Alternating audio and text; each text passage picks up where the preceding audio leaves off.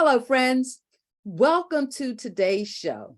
I'm Dr. Helen, founder and CEO, that would be Chief Engagement Officer of Dr. Helen Holton and Associates, and your host for Dr. Helen Speaks, Strengths, Resilience, and Leadership. If you're here, we believe it's because you want to add to your knowledge and power as a leader, to increase your intellect, what you know, and invest in your leadership. These are actions to move you closer to your next level of life and leadership. What I've learned along this leadership journey is that the most effective leaders are lifelong learners.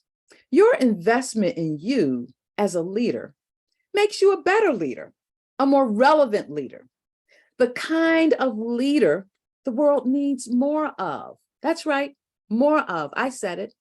And as one of my mentors reminds me, and that would be John C. Maxwell, is that the world will be a better place when people are better leaders. And that's why we show up here every week, to help you become a better leader. One thing we know for sure is that when you learn to leverage your strengths, the best of who you are, navigate weaknesses, and don't worry, we all have them. Gallup defines weakness as anything that gets in the way of your success. So it's short and simple. No reason why we can't engage with that and understand it's not a downer. It's just something we all confront.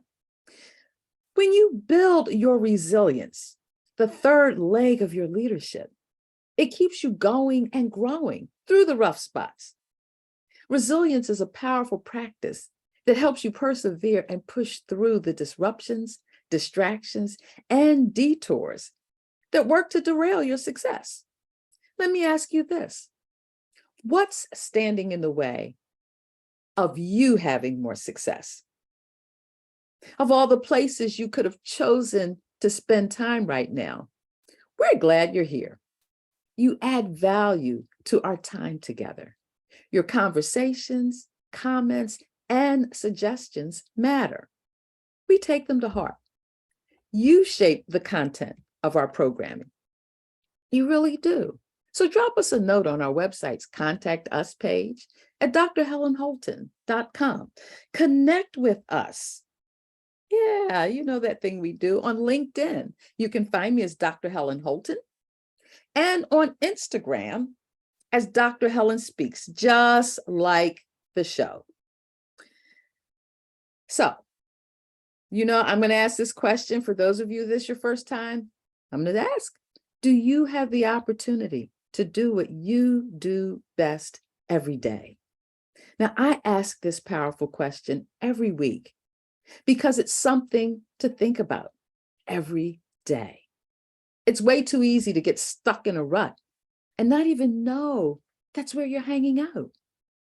When you come to our show, we want you to give yourself permission to allow your mind to let go and be present in this moment, to think deeper, be more intentional, and do something. That something is to take action with whatever you take away from our show. Hopefully, we're encouraging you to engage with yourself more than you normally do. Sometimes we all need that little reminder, but with a focus on what you really want for your life. Repetition is a proven process for learning retention, which is why I say it every week. Maybe it'll sink in and you'll really take it to heart, and you'll show up one day and you'll be like, oh, Dr. Holton, Dr. Helen, guess what? I did it. I took that thing that I just didn't think I could do, and it happened. What we know is that when you invest in you with regularity, you empower yourself to be a better leader, focused on what you do best, bringing your gifts to the world, because what you have, no one else can bring but you. So before we jump in with our guest today, make sure you've got something handy to jot down your thoughts, ideas, and aha moments that click for you. Capture them so you can easily come back to them later. Ask questions about it, reflect on it, expand it, and build it out for your life. Now, today I'm declaring a couple of things that came into my head. You all know how I do. And when it comes, I just got to put it out there. Every month, I realized my reality makes Women's Herstory Month every month, as well as Black History Month. It's every month. When I look in the mirror, that's what I see. So every month there's something to celebrate. And what I mean by that is there's such a richness in what we don't know about the contributions of women and the contributions of people of color. So as we continue our journey today on women warriors and waymakers, I am double excited about our guest. She brings into the mix of women warriors and waymakers the legacy leader as well. How often do you think about legacy leaders and Black women? We're still at the bottom of that reality. And I love how it inspires deeper dives to highlight greatness in our community, our global community, through inclusion. Because when we're inclusive, everything is better. So our guest today is a woman I've known for decades. And no, I'm not going to tell you how many decades, because we're just not that old. So there you have it. Mrs. Charlene Brown Baldwin, born and raised in Baltimore, graduate of Lehigh University with a degree in business and economics. That's right. She's got some know-how. Started out her career with IBM, transitioned to radio and TV advertising sales, and landed in the funeral industry as a legacy leader. She comes to us today as the vice president of the Joseph H. Brown Jr. Funeral Home, located in the inner city of Baltimore, where they are rooted in the community, a business that's been in business since 1896. That's right, 1896. That's more than 125 years. So join me in welcoming Charlene to the show today. Charlene, we are so happy to have you here. Thank you. That's an interesting journey that's brought you back to your family heritage. And before we jump into your story, why don't you tell us a little more about who is Charlene Brown Baldwin? All right, I'd be happy to. First, I'd like to say good afternoon to everyone, and I'm glad to be here today with Helen Holton, who I've known for years and years. But it was an interesting journey getting into the funeral business. My family's had a funeral home for over 100 years. It's been in our family, but I'm the first woman in the family because traditionally it had always been men. So I decided this is what I wanted to do. I met with some challenges being a woman, but I just continued to press my way and persevere. I met with some obstacles and challenges. It was expected for my brother, but it wasn't expected for me. My mother was like, I didn't send you to college to work at the funeral home. I said, yes, you did. You just don't know yet. So I went on and persevered, and we were in a small row house, and I was like, oh, we can do better than this. And I found a location that was across the street from the church I attended. It was formerly a supermarket, so it was just the right size, had the right setting, the right situation as far as the drive-in and everything. So we were able to purchase the building and make it a funeral home, and we've been there ever since. We've since added crematory because people have decided to cremate more and more every day. So we're on the brink of what's happening in funeral service. We're cremating, we're still burying, but cremations have rose significantly. So we are continuing to be a part and to push the trend. Oh, I love that, Charlene. When I read that in your bio, it made me think about a declaration I made years ago. I don't have children, not that I've birthed. I have village children and godchildren. However, I decided long ago, I don't want whoever I leave behind to spend money on a fancy casket. And as a minister, who has sat with many a family going through this process of final rest of a loved one, I think it pulls sometimes at their purse strings, their heartstring goes for those purse strings. Oh, they look at the life insurance policy and they look at what it could get. And it's like, but this is what we want for our loved one. We want them to know how much we value them. Every time I think about Aretha Franklin being buried in a 14-karat gold casket, all I can think about is, my goodness, who were the people that carried that casket? However, another story for another time. The point being, cremation, I also see as being environmentally conscious and preserving land and the space to put bodies under the earth. Tell me, how did you all make the decision to move into the cremation business? My brother saw it as an option as people were becoming more, I don't want to say insensitive, but people were becoming, their views and values were changing about death care.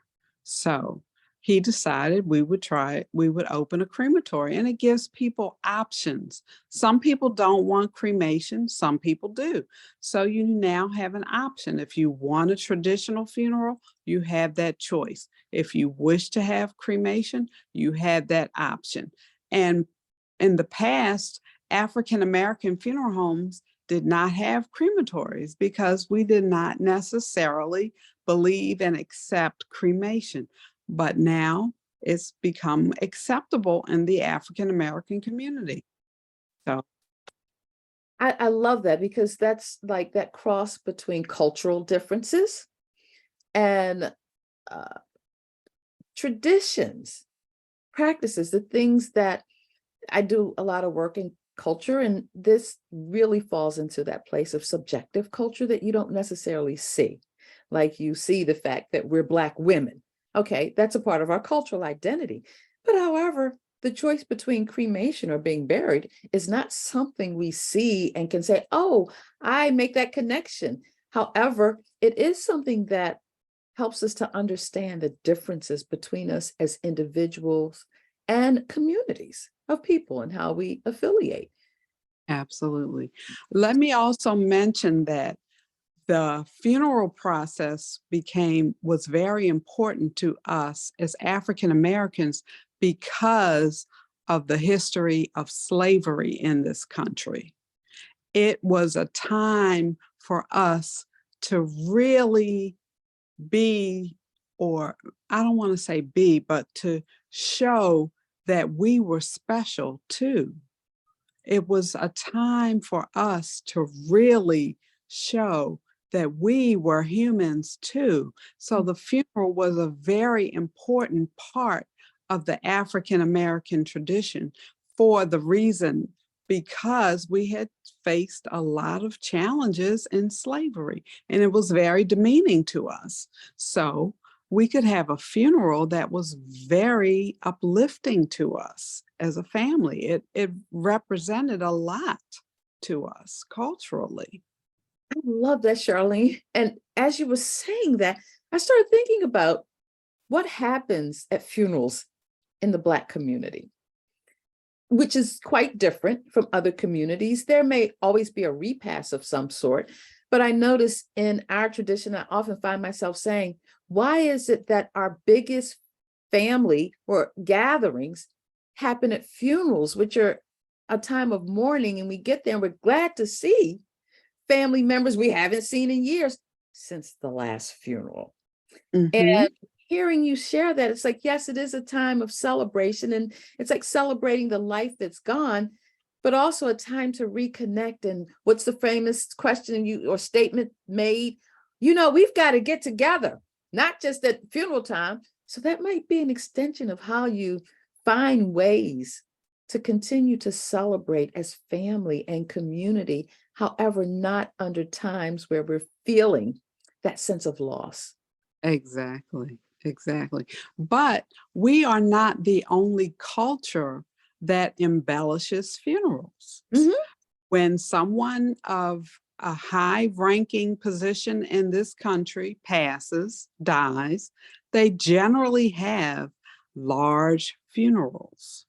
It's a part of not just the African American culture, it's a part of the American culture to have a large funeral, especially if you're well known, if you have a high ranking position.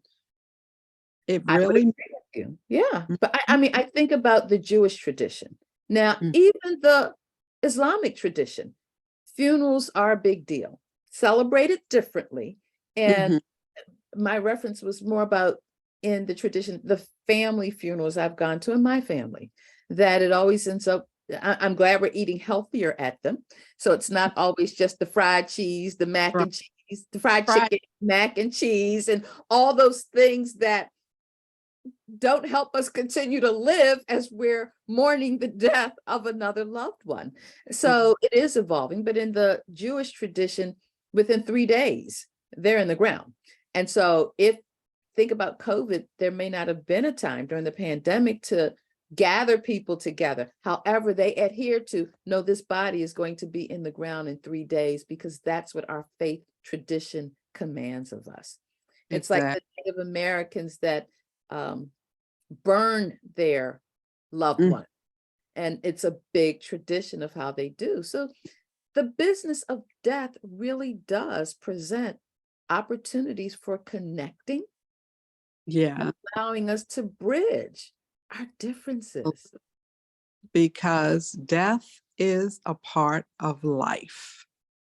And once we begin to accept that, we realize there are different ways we can express our feelings and how we want to um, bury, cremate, what have you, whatever we decide we want to do with our loved ones, body that was once their temple.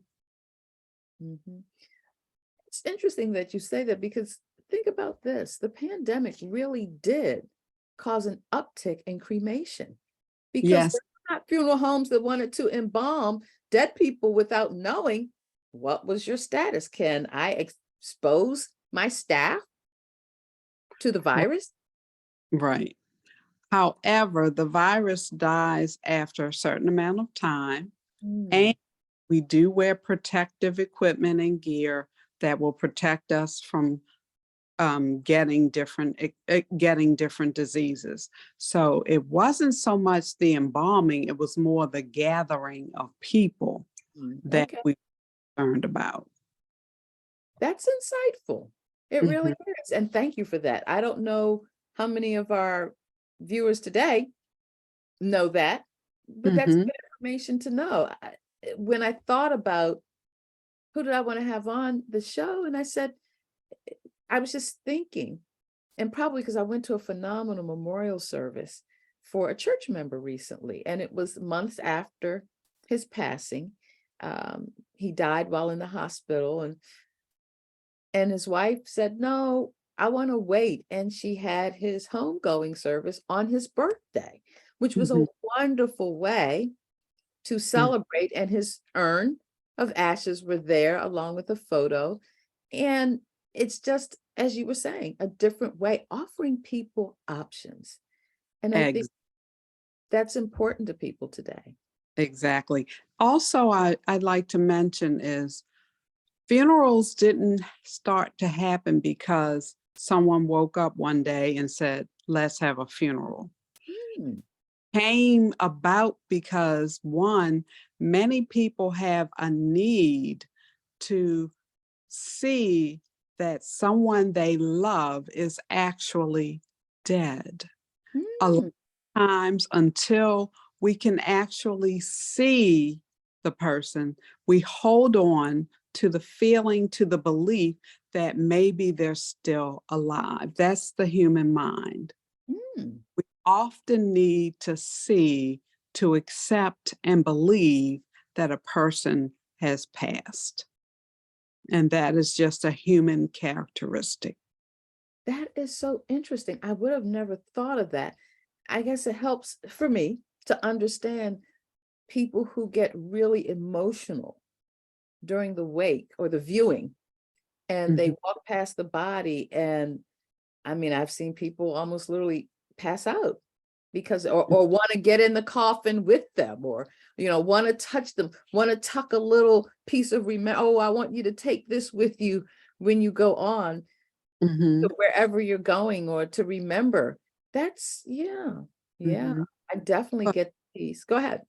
funerals did come about because of a human need Mhm. to believe that someone has transitioned. Because oftentimes, until we can actually see the person, we still won't accept the fact that this person has gone on. So it does help the human mind to move on to the next phase. Mm. As you were sharing that, what came to mind was the funeral of Emmett Till.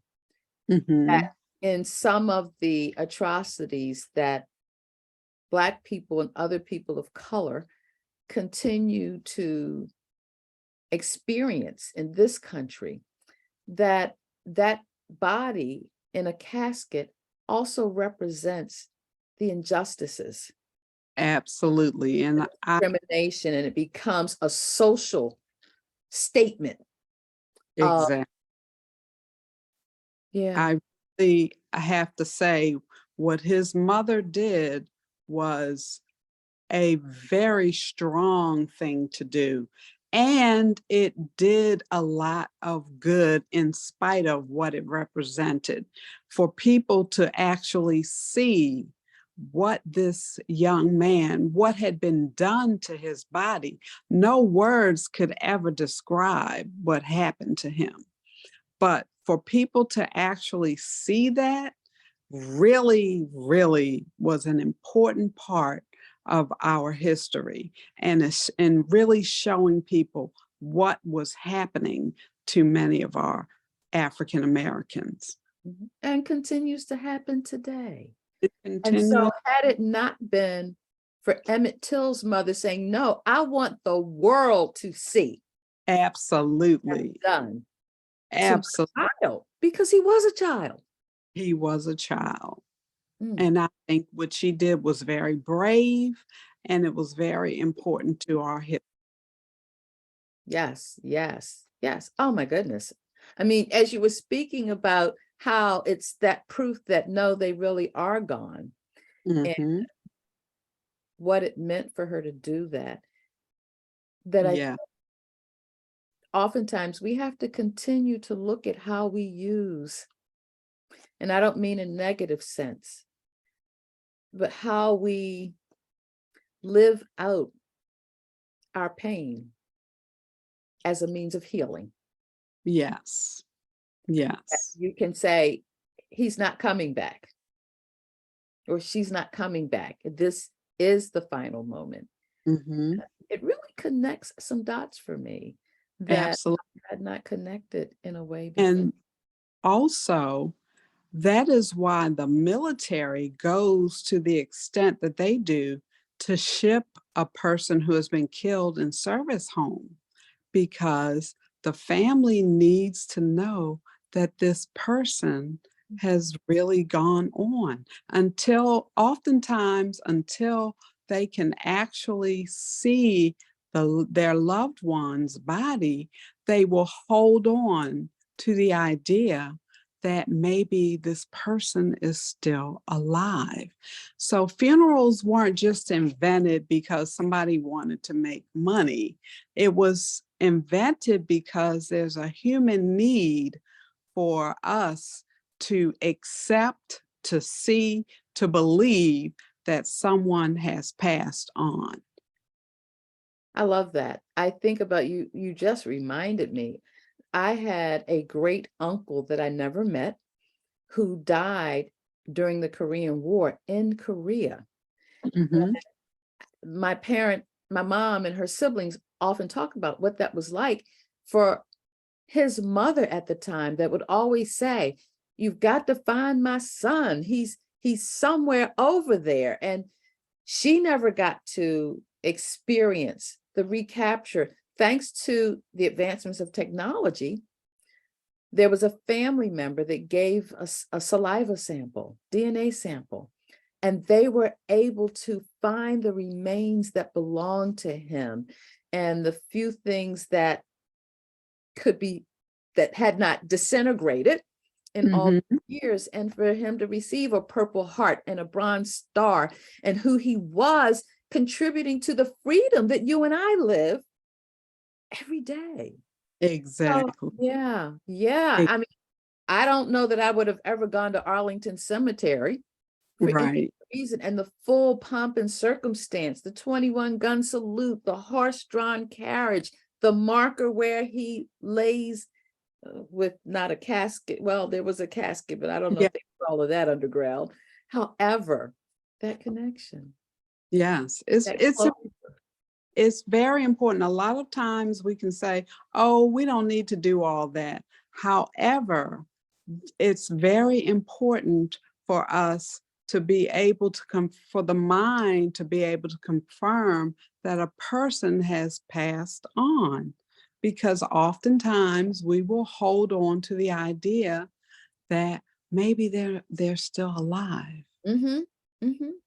Oh, Still, oftentimes until you actually can see the body, you yeah. still on to the idea. That is why we have viewings, open caskets, because of a need. It's not just something someone invented just for Yeah. show. There's Yes. I love that. a need. And I love this because when I believe that women have always been warriors and way makers for our communities and beyond. We thrive because we've learned to survive. We are the ones that must push the drive. This is our Absolutely. right to keep our stories alive. Absolutely. We live at the crossroads of gender and race, far too difficult to hide.